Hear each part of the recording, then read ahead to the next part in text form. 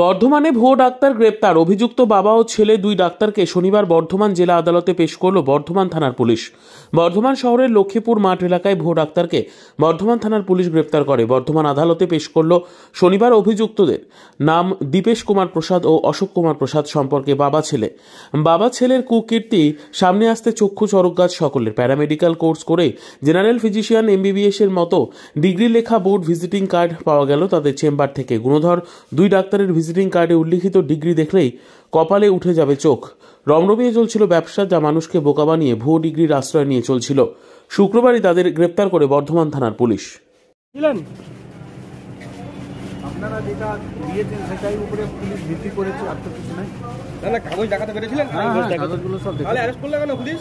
সেটা আপনারা যে দেখিয়েছেন তার তদন্ত তো সময় লাগবে। অ্যারেস্ট করা হলো? বৈধ কাগজ দেখাতে পেরেছিলেন? বৈধ কাগজ দেখাতে পেরেছিলেন? বৈধ কাগজ দেখাতে পেরেছিলেন? কি বলবেন যে অ্যারেস্ট তো করলো পুলিশ? বৈধ কাগজ দেখাতে পেরেছিলেন?